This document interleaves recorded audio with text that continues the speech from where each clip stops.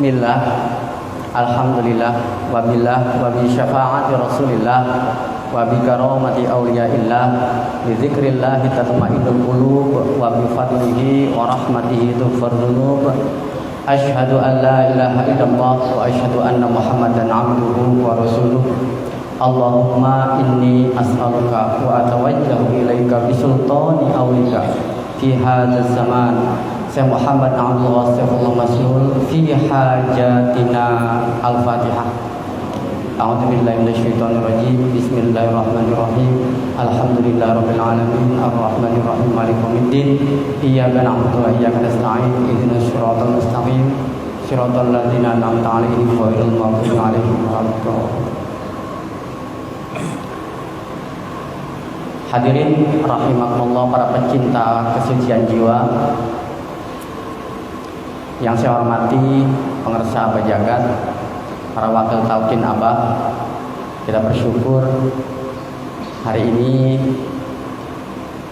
dihadiri para wakil talqin Abah Aos.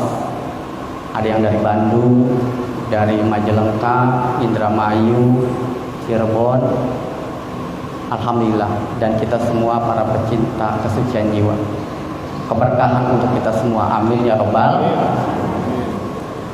Hadirin rahimakumullah, kita bersyukur bahwa hari ini kita berada di tempat yang sangat mulia. Kata Abah, tidak ada tempat yang lebih mulia, tidak ada tempat yang lebih agung, tidak ada tempat yang lebih suci di kolong langit ini kecuali masjid. Al-masajidu buyutullah. Masjid-masjid itu adalah rumah-rumah Allah. Al-masjidu baitullah.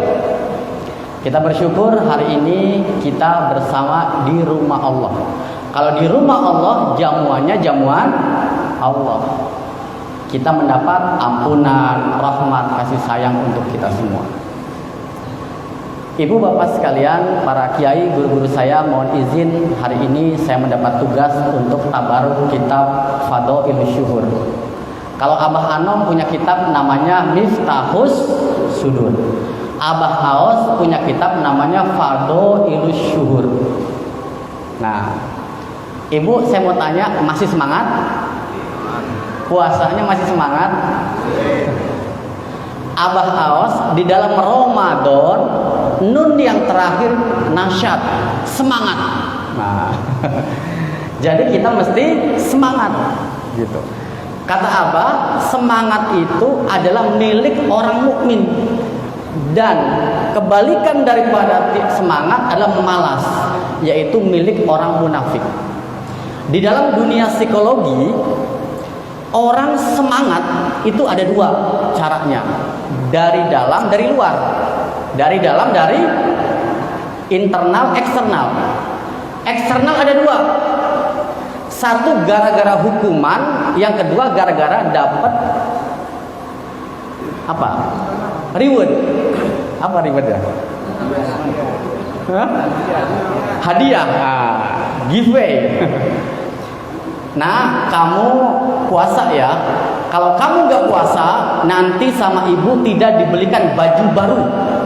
Ini hukuman. Nah, puasa ya. Nanti kalau lebaran, saya kasih sama ibu hadiah baju baru. Ini adalah hadiah, reward. Ada dua. Orang termotivasi ketika diancam, dan orang termotivasi ketika mendapat hadiah. Ibu-ibu ketika termotivasi semangat, diancam apa dapat hadiah. Ibu-ibu kalau tidak manakib di Masjid At-Taqwa hari ini, nggak usah ikut manakib lagi di Indramayu, diancam. Yang kedua, ibu-ibu datang manakib di Masjid At-Taqwa, nanti dapat hadiah THR. Kira-kira kita termotivasi yang mana? Nah, kita datang ke sini ada dua motivasinya, diancam atau dapat pahala, dapat hadiah. Sama anak sekolah, ke anak dihukum atau dapat hadiah. Kalau kamu rajin belajar, maka dapat hadiah nanti. Kalau kamu malas belajar, dihukum. Nah, ada dua. Nah, kira-kira kita datang manakib yang mana? Apa area itu? Karena dihukum nanti tidak boleh ikut sama suaminya kemana gitu ya? Atau dapat hadiah? Nah, ini kita melihat di sini. Atau yang kedua, dari dalam diri kita. Nah, dari dalam. Apa motivasinya semangat kita datang ke manakib? Saya puasa bukan karena dihukum gak dapat baju baru atau mau dapat baju baru, tapi ini perintah dari Allah biar saya betul-betul menjadi hamba Allah. Ini motivasi dari dalam. Motivasi dari dalam apa? Iman. Apa? Iman. Makanya ya ayyuhalladzina amanu kutiba alaikumusiyam kama kutiba alal ladzina min qablikum la'allakum tattaqun. 3. Beriman, orang terdahulu, dan takwa. Yang pertama beriman. Iman ini motivasi kita untuk bergerak. Kalau ibu tidak ada iman, berpuasa, siang enak nih buka bersama ba'da zuhur. Kalau nggak ada iman, pasti. Tapi kalau ada iman, karena saya punya iman, ini energi kita untuk bertahan sampai maghrib. Sama kita manakib. Kalau kita punya iman, keyakinan, maka semangat kita datang manakib. Alhamdulillah, kita hari ini manakib perdana di Masjid At-Taqwa banyak sekali. Banyak yang kelihatan dan banyak yang tidak kelihatan. Alhamdulillah. Nah itu, kita mesti semangat. Semangat kita dari dalam. Dengan manakib kita berkah, keberlimpahan, rezeki ditambah insya Allah. Masalah-masalah diselesaikan oleh Allah dengan caranya. Amin ya Rabbal. Itu motivasi yang pertama, nasya. Karena kita ini apa? Kita ini adalah hamba Allah dan murid gitu. Maka di dalam Fadlul Syuhur kita geser ke depan, namanya dolatun. Dolatun itu apa? Senjata, anak panah. Saya waktu duduk dengan Abah Aos, Abah bilang ke saya, Han, Abah mah anak panahnya Abah Anom. Abah mah anak panahnya Abah Anom. Jadi anak panah itu bagaimana busur? Kalau busur melentingkan, anak panah melesat ke titik di mana terjadinya dia berhenti. Di mana aja melesat. Sampai dia nggak berhenti terus saja. Itu anak panah. Abah Aos mah anak panahnya Abah Anom. Saya ingat betul Abah Anom bilang begitu. Abah Aos bilang begitu. Kata Abah Aos, dulu waktu sore-sore Abah Anom nyuruh Abah Aos manakiban di Cirebon. Abah tidak punya mobil.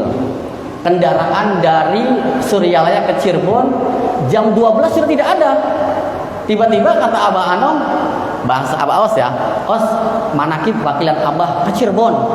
Mangga Abah berangkat pagi Abah, pada duhur. Abah Aos mikir katanya, ba'da zuhur bukankah tidak ada mobil katanya. Ya udahlah, nurut aja, anak panah kata Abah Aos. Langsung duduk di madrasah, pamit mau berangkat. Abah Anom bilang, "Engke ya, tunggu." Padahal pada zuhur mau berangkat, kata Abah Aos. Tunggu. Pas udah mau asar, Abah pamit mau berangkat ke Cirebon, perintah Abah, nanti tunggu ya berangkat. Sampai pada asar nunggu. Abah Aos masih nunggu, Abah Anom masih tidak memerintahkan. Kata Abah Aos, kayaknya nggak jadi katanya. Jam 4 tiba-tiba Abah Anom, "Jung, angkat ke Cirebon, berangkat." Kaget, wah ini Abah Aos waktu bilang gitu. Tapi karena Abah Aos anak panah, melesat, berangkat aja. Baik busur, baik Abah. Langsung berangkat, dolah gitu ya. Pas berangkat, jalan ke Suryalaya sambil Abah Aos waktu itu berpikir, ini pakai apa ke Cirebon? Sementara acaranya ba'da Isya. Ketika jalan antara Warudoyong dan Suryalaya ada jembatan. Lagi jalan ada mobil truk jalan. "Mang, mau kemana Mang?" "Mau ke sana." "Ayo ikutlah." Akhirnya bener nih ikut. Abah Aos nanya, "Mana kenek?"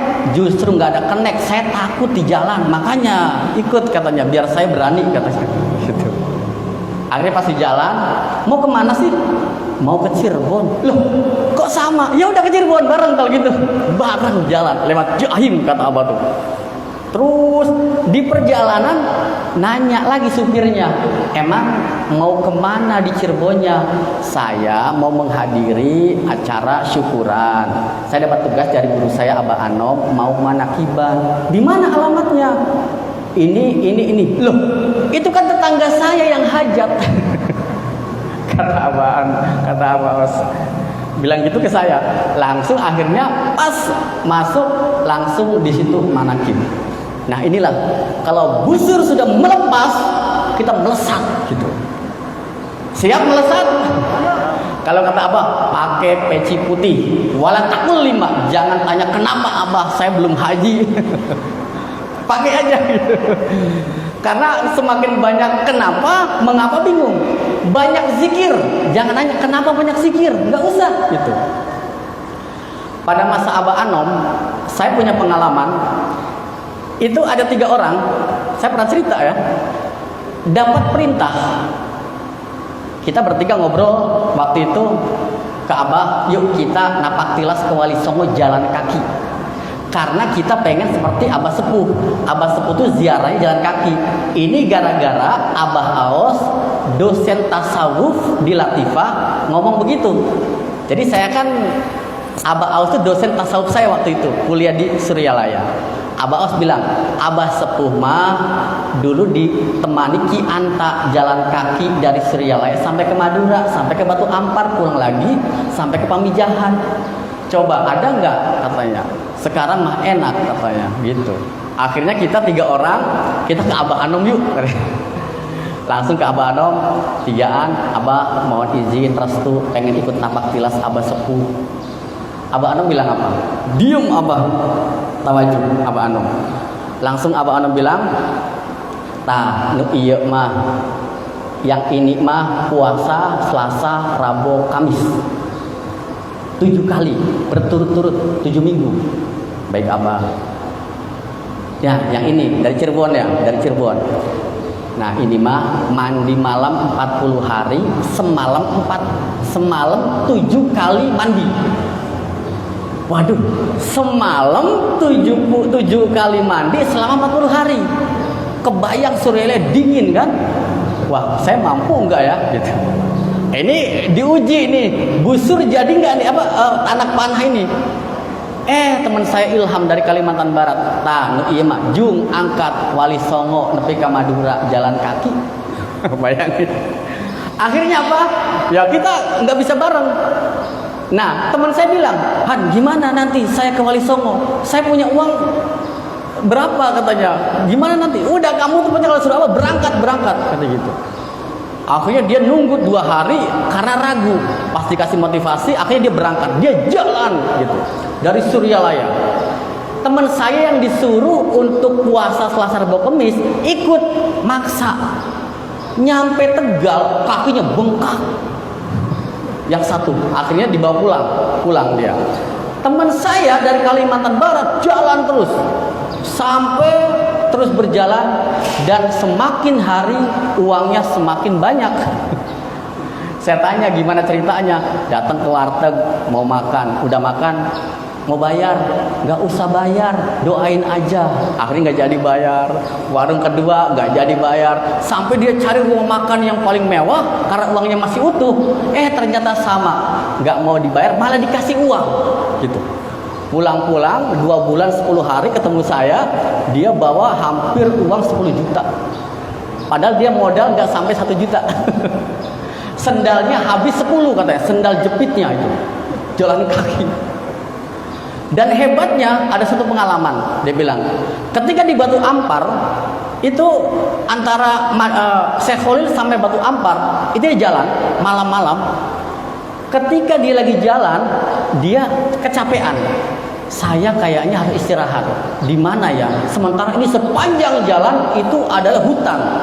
Dari jauh dia lihat, ini ada cahaya, ada lentera, ini kayak pendopo. Saya istirahat.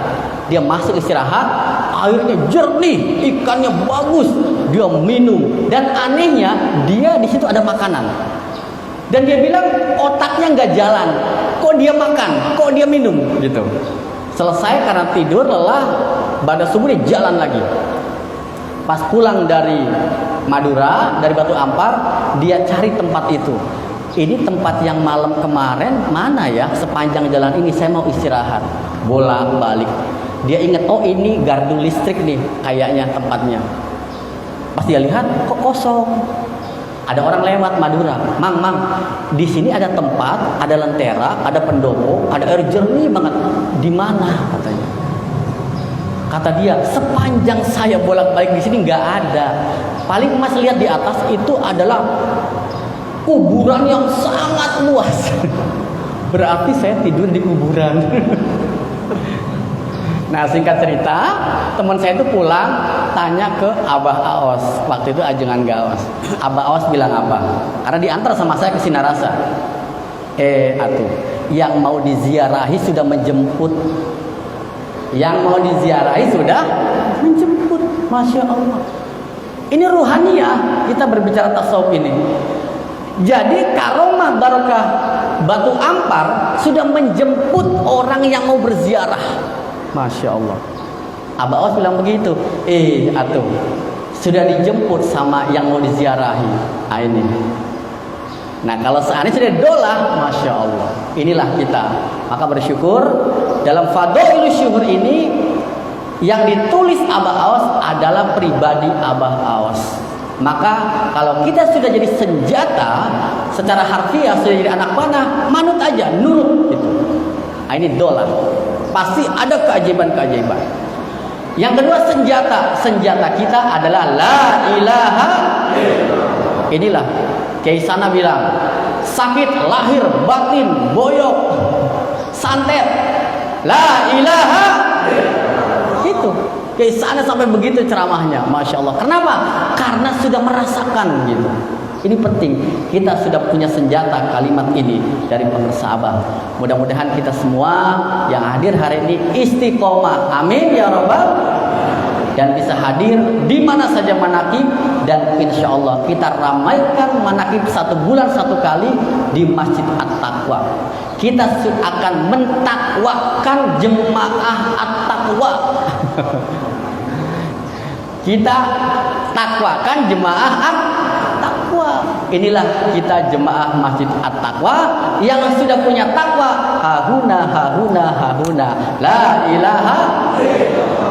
Terima kasih, mudah-mudahan bermanfaat. Wassalamualaikum warahmatullahi wabarakatuh.